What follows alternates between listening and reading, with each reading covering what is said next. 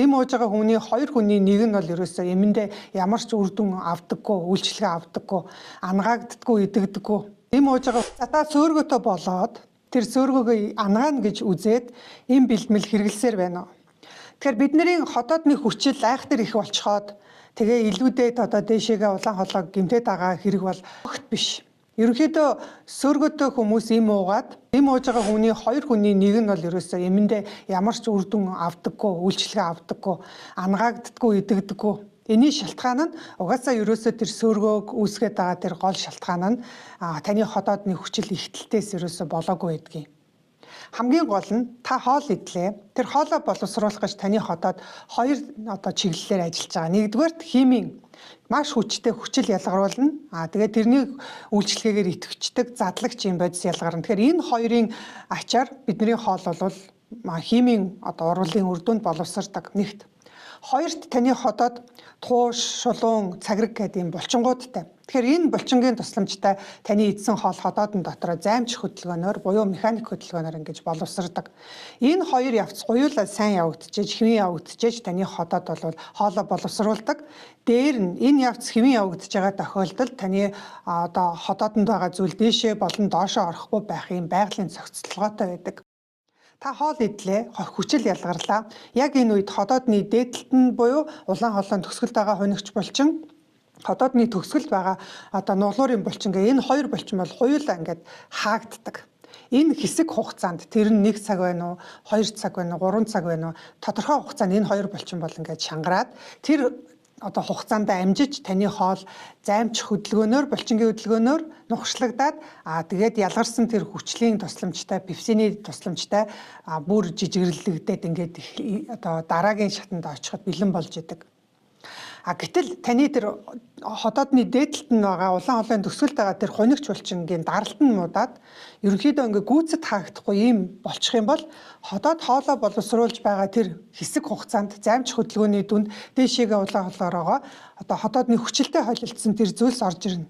За энэс болоод яг үгээр улаан хоолой жижигхэн зочроо үүснэ. Гэтэл энэ процесс нь тийм ээ тэр улаан хоолойнд доод хунигч булчин чинь ерөнхийдөө ингээ гэмтдсэн ч юм уу эсвэл тэр үйл ажиллагаанд доголдчихсан байгаад суларчсан ингээд байнгын нээлттэй байгаад байдаг юм уу эсвэл хэсэг хугацаанд ийм нээлттэй байгаад байх юм бол хотоодонд байгаа тэр зүйл дээшээгээ цалгиж орж ирэхдээ гэмтээждэг.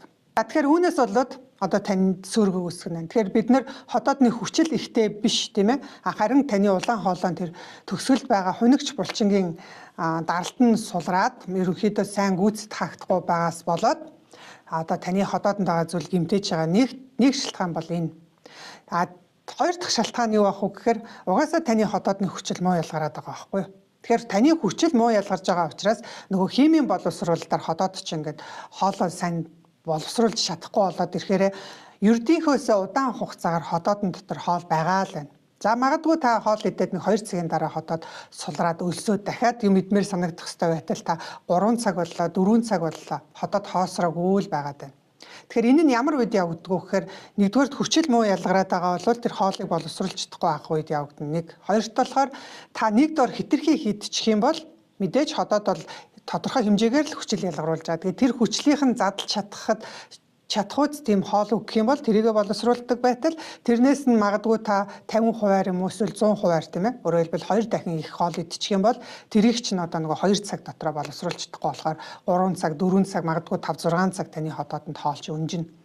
Тэгэхээр яг нөгөө хотоод чи өөрөө дээр доороо төгсгөлтөө ингээд хамгаалагддаг хунигч юм хавхлаг булчингуудтай тэр хунигч булчингууд яг хоол яг боловсрж байгаа үед ингээ хаагдаад хамаг хүчээр ингээ чангарч явах хэвээр. Гэтэл тэрнээс удаан хугацаагаар байх юм бол мэдээж тэр булчин ингээд төгсгөлгүйгээр ингээд чанга байгаад байж чадахгүй учраас суларч эхэлнэ. За ингээд доошоо дээшээ алдна. За энэ нь болохоор сөөргөөг үүсгээд байна гэсэн. Тэгэхээр дээшээгээ орж ирэх юм бол улаан хоолойгоо зочрооно. Хэрвээ тийм ээ болоогүй байх үед хотоодны доотлолын тэр булчин сулраад хоол 12 хуруугц руу ороод ирэх юм бол эн чинь бас өөр асуудлыг үүсгэнэ. 12 хуруугцэнд өрөвсөл үүсгэнэ, шарх үүсгэнэ. Тийм ээ тэнд янз бүрийн гэмтлүүд явагдана. Хүчлэлээс болох нь бол маш бага штэ. Ер нь бол тэгэл 35-аас дээш насны хүмүүс бол угаасаа байглаасаа хотоодны хүчил ингээд жилээр буурж байгаа учраас хотоодны хүчил эсрэгээр муу байгаад хоол сайн боловсрохгүй, задрахгүй байгаа учраас л танд сөөргөө үүсэт байгаа. Тэгэхээр энэ үед нь та эмчид очоод миний одоо ингээд сөөргөн зовир илрээд байна, янз бүрийн асуудал үүсэж байна гингүүд эмч танд юу өгдөг вэхээр хүчлээ чинь ингээд ялгаруулахгүй юмыг өгчдөг. Тэр юм нь таны ходоодны хүчлийг 24 цагийн туршдаа 12 цагийн туршдаа ялгах ёстой хэмжээнээс нь даруй тийм ээ 70%-аар 80-90% хүртэл ингээд багасгачихна. Тэгэхээр хүчил бага ялгарх юм бол нөгөө ходоод чинь бүр л эсрэгээрээ хоолоо задлж чадахгүй улам л нөгөө ходоодын дотор хоол чинь ингээд удаад байгаад байна шүү дээ тийм ээ. Тэгэхээр эн чинь өөрөө нөгөө сөргөө үүсгэхэд явандаа бас өөрөө хүрэгдэг. Тэгэхээр бид нар ерөнхийдөө эндээс юу гэж ойлгох вэ гэхээр хүчил багтай хүмүүс хүчил дарангуулах юм уугаад байх нь парадокс буюу тийм ээ яг бодит байдлын эсрэг үйлдэлийг бид нар хийгээд байна гэсэн үг шүү дээ. Тэгэхээр та өөрөө шалтгаанаа олох хэрэгтэй тийм ээ. За одоо жишээ нь өрцний эвэрхийтэй хүмүүс гэж байдаг. Тэгэхээр өрцний эвэрхийтэй хүмүүс бол ерөнхийдөө бараг 100% сөөргөтэй болдог.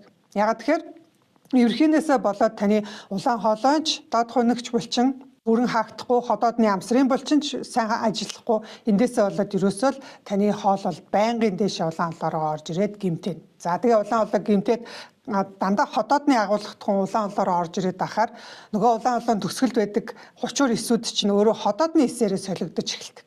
Өөрөөр хэлбэл ингээд ходооднд байх хэвээр шүүрэл байнга улаан хоолойн төсгөлд ингэж орж ирээд ахаар би чи ер нь ходоод юм биш үү? Яагаад тэгэхээр миний энэ орчин тийм ээ саармаг орчин байх хэвээр байтал дандаа хүчлэг орчин бүрдээд байгаа юм чинь ходоодтойгоо адилхан болёо гэд улаан хоолойчин ходоод болж хувирж эхэлдэг. Энийг нь бид нар бариатын улаан хоолой гэж хэлж байгаа. Тэгэхээр мэдээж эн чинь өөрийнх нь төрлөх тийм ээ байх хэвээр тэр эсүүд нь эд эсүүд нь байхгүй байгаа учраас тэнд гажиг байдал үүснэ шүү дээ. Тэгээд багадгүй мутацд орно. Тэгээд цаашлаад ингээд дисплазия тэ эсийн гажигшил тэгээд хавдар гэдэг ийм байдал үүсэх эрсдлийг бол өндөрсгөн.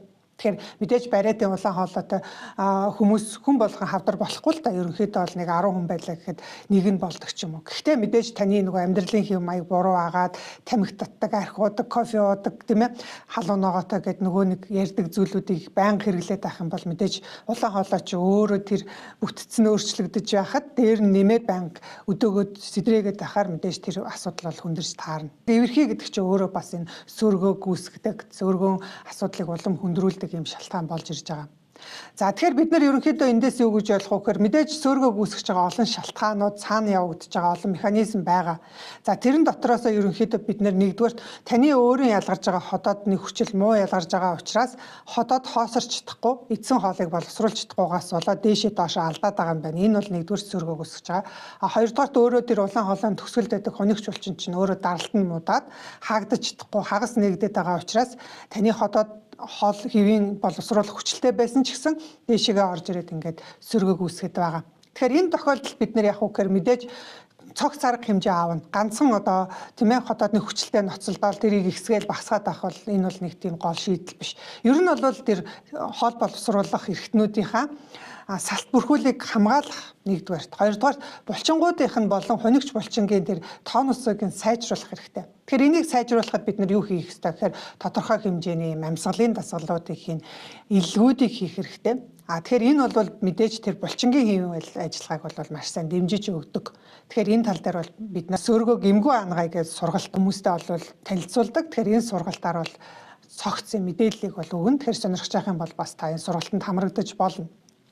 За ерөнхийдөө бол та ингээд холбогдох шинжилгээнүүдээ бүгднийг хийж гисэн надад одоо яг зөвхөн надад чиглэсэн ийм зөвлөгөө хэрэгтэй байна гэвэл манад төв дээр хурж ирээ та хувийн зөвлөгөө, ганцаарчлсан зөвлөгөөг авч болно. За орон нутагт байгаа юм эсвэл хэлийн чандад байгаа бол онлайнаар тийм ээ зураг бид нар лөө чатаар явуулчихвал тэрийг чинь харж агаад бид нар тийм ээ юу болохгүй байх гэдгийг нь товчхон тайлбарлаж өгөөд тэгээд манахаас хийгдэх мэмжлэгийг бол санал болгож болдог.